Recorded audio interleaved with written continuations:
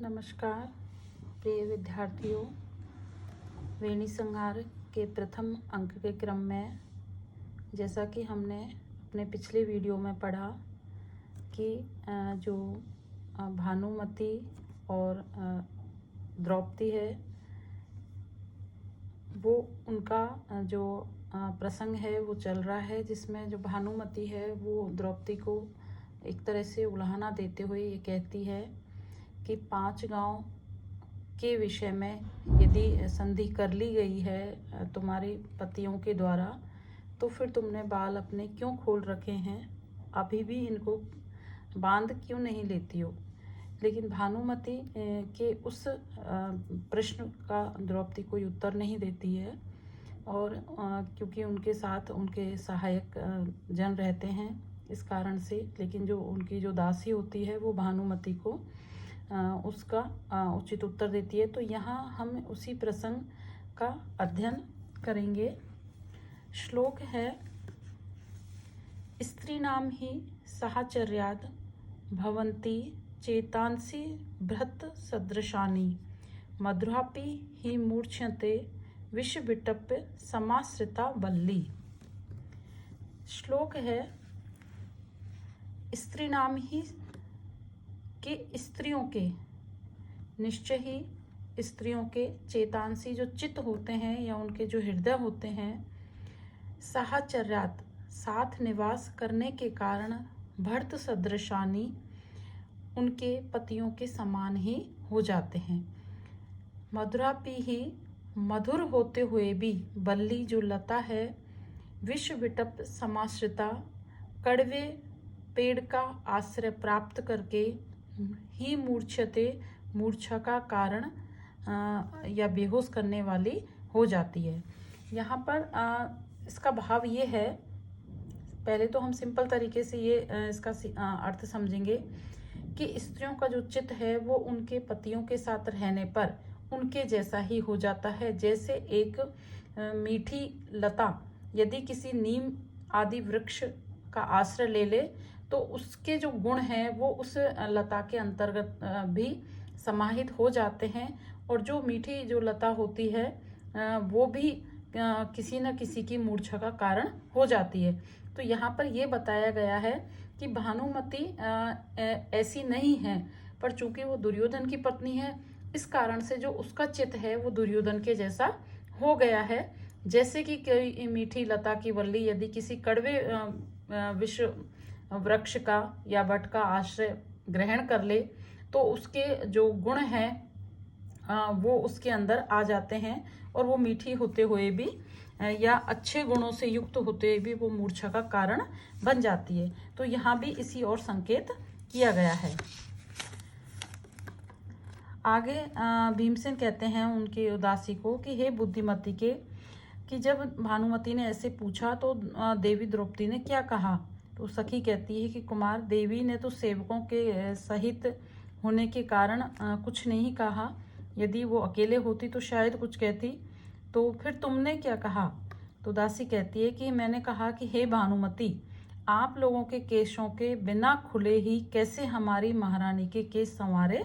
जा सकते हैं। तो यहाँ पर जो उनकी दासी ने जो प्रत्युत्तर दिया है भानुमति को, इसमें एक बहुत बड़ी बात छुपी हुई है कि आप लोगों के केसों के खुले बिना हमारी महारानी केसों को कैसे बांध सकती है। यहाँ एक तरह से कहीं ना कहीं ये संकेत दिया गया है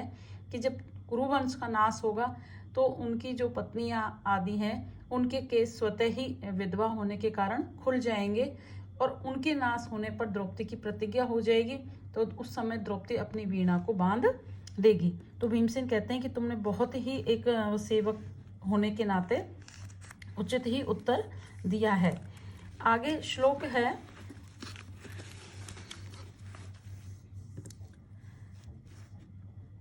चंच अद्भुत जभृत चंड गदा अभिघाते संचूर्णितो उरुयुगलस्य सुयोधनस्य स्त्या वन अनघ शोणित शोण पाणी रुदंशति कंचास्तव देवी भीम है। अब यहाँ भीम क्या कहते हैं, चंच अद्भुत जमृत चंड गदा भी गाते कि हे देवी, हे द्रौपदी, चंचल या फड़कती हुई भुजाओं के द्वारा भ्रमित घुमाई गई गदा के प्रहारों से, फड़कती हुई भुजाओं के द्वारा घुमाई गई गदा के प्रहारों से संचूर्णित उरुयुगल से सुयोधन से चूर्ण कर दी गई हैं, जिसकी दोनों जंघाएं ऐसे दुर्योधन के स्त्यावन अनग शोणित, ऐसे दुर्योधन के चिकने तथा गाढ़े खून से शोणित, खून से शोण पानी रंगे हुए हाथों वाला भीम, यह भीम कंचास्तव तंशति, तुम्हारे बालों को संवारेगा। यहाँ पर भीम एक तरह से द्रौपदी को आश्वस्त करते हुए क्या कहते हैं कि अपनी ये मेरी प्रतिज्ञा थी कि मैं भीम की वो जंघाओं को तोड़ूं और दुशासन का वध करके तुम्हारे उसके खून से सने हाथों से तुम्हारे केसों को संवारूं। तो यहाँ दुर्योधन उसी ओर संकेत करते हैं कि हे देवी, फड़कती हुई भुजाओं के द्वारा उठाई गई गदा के प्रहारों से चूर्ण कर दी गई हैं, जिसकी दोनों जंघाएं ऐसे दुर्योधन के चिकने और गहरे लाल खून से सने हाथों से शीघ्र ही मैं तुम्हारे बालों को संवारूंगा या तुम्हारी प्रतिज्ञा शीघ्र ही पूरी करूंगा। इस प्रकार से यहाँ भीम जो है वो द्रौपदी को आश्वस्त करते हैं। आगे है, द्रौपदी कहती हैं भीम के इस कथन को सुनकर के कि हे नाथ, आपके क्रुद्ध हो जाने पर कौन सा कार्य दुष्कर है। तो यहाँ पर द्रौपदी को एक तरह से खुशी होती है, क्योंकि वो चाहती है कि जो प्रतिज्ञा उन्होंने की थी उसके पतियों ने वो शीघ्र ही पूरी हो। तो कहती हैं कि आप यदि क्रोधित हो जाएंगे तो फिर मुझे नहीं लगता कोई भी कार्य दुष्कर हो। ईश्वर करे आपके इस विचार का आपके बाकी जो भाई हैं वो भी अनुसरण करें। सहदेव, इस विचार से हम लोग सहमत हैं। और नेपथ्य में एक तरह महान कोलाहल होता है। सभी लोग आश्चर्य से सुनते हैं कि ये कोलाहल किस चीज का है, कहाँ से इसकी ध्वनि आ रही है। श्लोक है, मंथास्ता अर्णव अम्ब प्लुत कुहर चल मंदराध्वान धीर है, कोणा घातेषु गर्जत प्रलय घन घटान्यो संघट चंड है, कृष्ण क्रोधाग्र दूते कुरुकुल निधनोत्पात निर्घात वाते, केन अस्मित सिंह नाद प्रतिरित सखो दुंदुबी ताड़ित अयम। नेपथ्य में एक बहुत कोलाहल सुनाई पड़ता है। यहाँ उसी के विषय में वर्णन किया गया है कि मंथास्तर्ण अम्ब प्लुत कुहर, समुद्र मंथन से क्षुब्ध सागर की जल से व्याप्त गुफाओं वाले, चल मंदर अध्वान धीरे, चल वो चलायमान मंदराचल पर्वत की ध्वनि के समान गंभीर स्वर वाले, कोणा घातेषु गर्जत प्रलय घन घटोन्य संगठ चूणे, सैकड़ों डमरू और वाद्य यंत्रों के प्रहार से उत्पन्न गर्जना तथा प्रलयकालीन घटाओं के परस्पर संघर्ष के समान भयंकर, कृष्ण क्रोधाग्र दूते, कृष्ण द्रौपदी के क्रोध के अग्र सूचक, कुरुकुल निधनोत्पात निर्घात बातें, कुरुवंश के समाप्ति की सूचक प्रलयकालीन या प्रचंड हवा के समान, अस्मित सिंहनाद प्रतिरित, हमारे सिंह ध्वनि के समान, कौन दुंदुबी ताड़ते, यह कौन इसे दुंदुबी को या भेरी को बजा रहा है। कि नेपथ्य में एक कोलाहल सुनाई पड़ता है, उसके विषय में यहाँ चर्चा करते हुए कहा है कि समुद्र मंथन के समय जो कोलाहल हुआ था, ऐसा ही कोलाहल की ध्वनि यहाँ सुनाई पड़ रही है कि समुद्र मंथन से क्षुब्ध जल से व्याप्त गुफाओं वाले चंचल वो चलायमान मंदराचल की गंभीर ध्वनि के समान, सैकड़ों डमरू और वाद्य यंत्रों के प्रहारों से उत्पन्न प्रलयकालीन घनघोर घटाओं के आपस में टकराने से उत्पन्न ध्वनि के समान, कृष्ण के क्रोध के प्रथम सूचक, कुरुवंश के विनाश की सूचक प्रलयकालीन हवा के समान, हमारी सिंहनाद की ध्वनि के समान, प्रतिध्वनि के समान, यह कौन है जो इस भेरी को बजा रहा है। देखिए यहाँ पर इस श्लोक के माध्यम से जो समुद्र मंथन है उस कथा की ओर भी संकेत किया गया है कि प्राचीन काल में देवता और जो दानव थे उनके बीच में जो अमृत है उसको लेकर के झगड़ा था, तो उन्होंने मिलकर के समुद्र को मथा। उस समय उन लोगों ने मंदराचल को मथानी बनाया तथा वासुकी नाग को उस मथानी की रस्सी बनाया था। और मथने में जो छप छप की आवाज़ आदि होती थी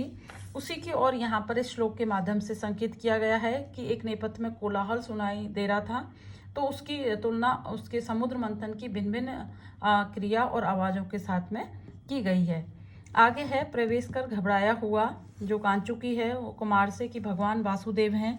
सब लोग हाथ जोड़कर खड़े हो जाते हैं। भीमसेन अत्यंत आतुर होकर के कहाँ हैं भगवान वासुदेव। कंचुकी कहता है पांडवों के पक्षपात से क्रोधित होकर सुयोधन ने सभी व्याकुलता का विनय करते हैं, क्या पकड़ लिया है कि नहीं पकड़ने के लिए उद्यत हुआ। तब भगवान ने क्या किया, तो कांचुकी बताता है कि तदंतर उस योगेश्वर ने प्रदर्शित अपने विराट स्वरूप तेज पुंज से कौरवों को चकाचौंध कर हम लोगों के शिविर में चले आए। कुमार आपको शीघ्र ही देखना चाहते हैं। भीमसेन उपहास के साथ क्या दुरात्मा सुयोधन भगवान वासुदेव को बंधन में डालना चाहता है। आकाश की ओर देखा, अरे दुष्ट कुरु कलाकार, इस प्रकार तूने अपनी मर्यादा का उल्लंघन कर दिया है कि तुम्हारे नाश के लिए पांडवों का क्रोध निमित्त कारण मात्र होगा, अर्थात तेरा पाप ही तुझे खा जाएगा। सहदेव, आर्य क्या यह दुष्टात्मा सुयोधन भगवान वासुदेव के स्वरूप को नहीं जानता है। अब यहाँ पर जो सहदेव और जो भीम है उनका आपस का वार्तालाप चल रहा है। तो भीम से कहते हैं कि हे प्रिय भात, मूर्ख ये है जो दुरात्मा है वो कैसे वासुदेव को पहचान सकता है। श्लोक दिया गया है इस विषय में, आत्मा रामे विहित रतयो निर्विकल्पे समादो ज्ञानोत्स्वेक गणित तमो ग्रंथ है सत्वनिष्ठा यम वीक्षते कमपि तमसाम ज्योतिषाम व परस्ता तम मोहांद कथम अयमु वेतु देव पुराणम। यहाँ क्या कहते हैं भीम कि आत्मा राम में अपनी ही आत्मा में रमण करने वाले विहित रतयो निर्विकल्पक समाधि में सदैव लीन रहने वाले ज्ञानोत्स्वेक विघटित तमोग्रत ज्ञान के प्रकाश से तमो गुण की ग्रंथियों को तोड़ देने वाले या नष्ट करने वाले सत्वनिष्ठा सत्य में ही निष्ठ रहने वाले तमसाम ज्योतिषाम व परस्ता जो प्रकाश एवं अंधकार से परे जिस किसी को भी जो प्रकाश एवं अंधकार से परे जो देखते हैं, तम ऐसे उन योगेश्वर ऐसे उन कृष्ण को ऐसे उन भगवान को मोहांध मोह से अंधा यह दुर्योधन कथम वेतु देव पुराणम उस परमात्मा को कैसे जान सकता है। तो यहाँ पर दुर्योधन आदि ने जो वासुदेव कृष्ण हैं वो एक भगवान के अवतार हैं, इस विषय में उन्होंने संकेत किया है कि जो वो हैं आत्मा राम में है, अपने आत्मा में रमण करने वाले हैं, निर्विकल्प समाधि में पूर्णतया अनुरक्त रहने वाले हैं और ज्ञान के प्रकाश से जिन्होंने विघटित तमोग्रंथ है तमोगुण या ज्ञान की ग्रंथियों को जो नष्ट कर देते हैं, सत्व आदि गुणों से प्रेम करने वाले हैं,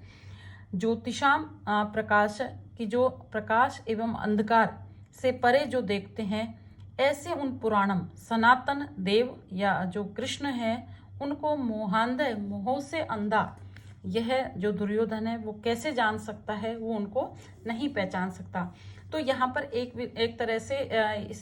इस बात की सूचना दी गई है कि जब कृष्ण दुर्योधन आदि के पास में संधि का प्रस्ताव लेके जाते हैं तो वहाँ दुर्योधन कृष्ण को बंदी बनाना चाहता है और जैसे ही कृष्ण बंदी बनाने की और उत्सुक होते हैं तो वहीं पर जो कृष्ण है वो दुर्योधन को अपने विराट स्वरूप को दिखा देते हैं और फिर वापस से वहां पर आ जाते हैं। तो यहाँ ये बताया गया है कि दुर्योधन इतना अहंकारी इतना मोह में पागल है कि उसको अपने सामने भगवान का जो स्वरूप है वो भी लक्षित नहीं होता है। धन्यवाद।